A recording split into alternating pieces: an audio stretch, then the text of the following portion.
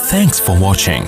Don't forget to like, comment, share and subscribe to Mufti Tariq Masood, famous scholar. اب جو atheist ہے نا, قرآن ان لوگوں سے جو خطاب کرتا ہے نا, ایتھیسٹ لوگوں سے, یا جو بالکل ہی مذہب کو مانتے نہیں ہیں, تو عقل استعمال کرنے کا حکم دیتا ہے. تو ہر چیز کی بیس کہاں سے شروع ہوتی ہے؟ عقل کی. یہ بات اسلام مانتا ہے, یہ بات فقہا مانتے ہیں. یہی وجہ ہے کہ اس پر پوری امت کا اجماع ہے کہ پاگل لوگوں سے قیامت کے دن حساب و کتاب نہیں ہوگا, وہ جنت میں جائیں گے. مسلمان پاگل جو ہے نا وہ کہاں جائیں گے؟ جنت میں جائیں گے, چاہے وہ کچھ بھی کرتے رہیں. وجہ اس کی کیا ہے کہ ان کی کھوپڑی کام کرتی نہیں ہے. تو جب کھوپڑی کام نہیں کر رہی تو بیس کہاں سے شروع ہوتی ہے؟ کھوپڑی سے شروع ہوتی ہے. کھوپڑی سے آپ اسٹیپ بائی اسٹیپ چلتے چلتے آگے جاتے ہیں, پھر آپ اسلام تک پہنچتے ہیں. اور یہ بھی خوب سمجھ لو کہ بعض دفعہ انسان کی کھوپڑی مستقل کام کرنا چھوڑ دی. آپ موبائل جیب میں رکھ دو, ٹھیک ہے نا, ان کی کہیں چلو ابھی نہیں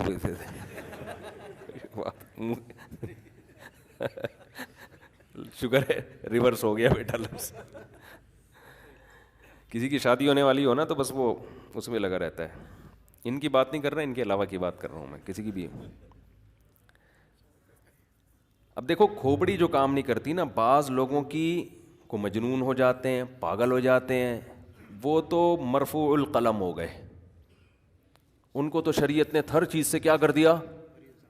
بری ذمہ. جیسے چھوٹا بچہ ہے, 7 سال سے کم عمر کا بچہ, اس کے بارے میں بھی فقہا کا اتفاق ہے کہ اس کا کوئی عمل قیامت کے دن گرفت کا ذریعہ نہیں بنے گا. اس میں پھر تفصیل ہے فقہ کی کتابوں میں کہ کس عمر کے بچے کی نیکیاں ہوتی ہیں, گناہ نہیں لکھے جاتے, نیکیاں لکھی جاتی ہیں. بہت وہ ڈیٹیل میں ابھی نہیں جاؤں گا, یہ پورا ایک چیپٹر ہے فقہ میں. اور کچھ پاگل ایسے ہوتے ہیں جو ہوتے صحیح ہیں لیکن کبھی کوئی بات وہ پاگل پنے میں کہہ دیتے ہیں, تو وہ بھی شریعت میں قابل گرفت بولو نہیں ہے.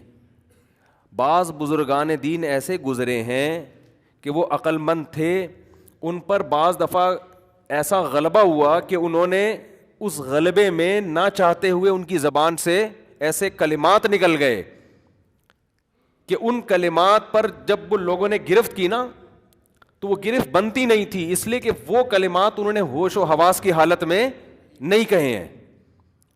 اور یہ احادیث سے مضمون ثابت ہے. رسول اللہ صلی اللہ علیہ وسلم نے, ولید کو وہاں پر رکھو, مائک صحیح نہیں ہوا. نبی صلی اللہ علیہ وسلم نے ارشاد فرمایا کہ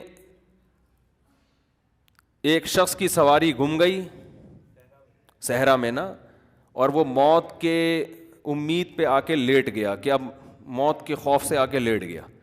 آنکھ لگ گئی, آنکھ کھلی ہے تو اس کو سواری نظر آئی کہ بھی میری سواری اور سارا خوراک وغیرہ موجود ہے. آپ بلا کے لائیں اس کو جلدی. اچھا, تو اس کی خوراک وغیرہ سب موجود ہے. تو وہ خوشی میں کیا کہتا ہے؟ اللہم انا عبدک و انت, اللہم انت عبدی و انا ربک, اے اللہ میں تیرا رب ہوں اور تو میرا بندہ ہے.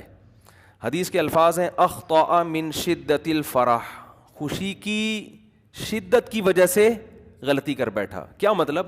اتنا خوش تھا کہ اس موقع پر اس کے دماغ نے کام کرنا چھوڑ دیا. کہنا یہ چاہتا تھا کہ اے اللہ تو میرا بندہ, سوری اب دیکھو میں نے بھی غلطی کر دی نا, تو میرا رب میں تیرا بندہ, لیکن زبان سے کیا نکل رہا ہے؟ تو میرا بندہ میں تیرا رب. اب یہ نہیں کہ اس پہ کفر کا فتویٰ لگا دیا جائے گا, کفر کا فتویٰ نہیں لگایا جائے گا, تو یہ کہا جائے گا بھائی دماغ صحیح کام نہیں کر رہا تھا. تو نبی نے اس کو بھی ایک اچھے طور پہ بیان کیا, اتنا خوش کہ خوشی میں پاگل ہو گیا ہے اور کہہ رہا ہے کہ اللہ میں تیرا رب اور تو میرا بندہ. تو اس طرح بعض بزرگان دین ایسے گزرے ہیں کہ عبادت کی کثرت کی وجہ سے ایسی کیفیات ان پہ طاری ہو گئیں کہ ان کی زبان سے ایسے کلمات نکلے جو کلمہ کفر تھے, لیکن جو ان کے حالات کو جانتے تھے ان کو پتہ یہ ایسے ہیں نہیں, یہ ان کی خاص کیفیات تھیں. بعض دفعہ عبادت کی کثرت سے یہ کیفیات, وہ جائز نہیں ہے اتنی عبادت کرنا کہ یہ کیفیات بن جائیں, وہ الگ موضوع ہے. لیکن اگر کسی نے غلطی کر لی یا اللہ کی محبت میں ایسا پاگل ہو گیا کہ پاگل پنے کی باتوں پہ آ گیا, تو ان بیسس پر بزرگوں پہ کفر کے گمراہی کے فتوے نہیں لگیں گے. اگر آپ نے لگانا شروع کر دیے تو یہ تو پھر اسلامی تاریخ میں بہت بڑی بڑی شخصیتیں اس کی لپیٹ میں آئیں گی. تو اس میں دیکھا جائے گا ان کی باقی زندگی کیا تھی. باقی زندگی میں بھی پاگل پنا ہی کرتے رہے ہیں, پھر تو پاگل ہیں, پھر تو کافر بھی کہا جائے گا, پھر تو گمراہ بھی کہا جائے گا. لیکن اگر ساری زندگی توحید میں اور اچھے کاموں میں گزری ہے تو پھر حدیث سے یہ بات ثابت ہے کہ انسان کی چند اس طرح کی غلطیوں کو کی تعویل کی جاتی ہے. ابھی میرا یہ ٹاپک نہیں ہے, صرف یہ بتانے کے لیے کہ دیکھو پاگل آدمی یا جو جس کی عقل کام ہی نہ کر رہی ہو تو شریعت اس کو مرفوع القلم قرار دیتی ہے, اس کے تصرفات نافذ نہیں ہوتے. وجہ اس کی صاف یہ ہے کہ بھائی بیس جو تھی نا عقل پہچاننے کے لیے صحیح اور غلط کو, وہ عقل ہی اس میں ختم ہو گئی ہے. تو اب وہ ایگزامینیشن ہال میں ہے نہیں. ایگزام لینے کے لیے ضروری ہے کہ بندے میں عقل ہو. سمجھ رہے ہیں؟ اس کو تھوڑا آہستہ کر دیں یار, بند ہو جائے گا. چلو اسی طرح گزارا چلاؤ یار. تو اب یہ سمجھیں کہ جو اسلام کو جو پہچانا جاتا ہے نا, محمد صلی اللہ علیہ وسلم کی نبوت کو یا قرآن کو, یہ قرآن سے نبی کو یا نبی سے قرآن کو نہیں پہچانا جاتا. سب سے پہلا جو سوال کھڑا ہوتا ہے وہ یہاں سے بات شروع ہوتی ہے کہ اس کائنات کو کوئی بنانے والا ہے یا نہیں ہے. یہ عقل سے پتہ چلتا ہے. عقل یہ کہتی ہے کہ جو بنی ہوئی چیزیں ہیں وہ خود سے بن نہیں سکتی. اور ایسی مینجمنٹ جس پہ میں دلائل دیتا رہتا ہوں بھی یہ موقع نہیں ہے اس کا,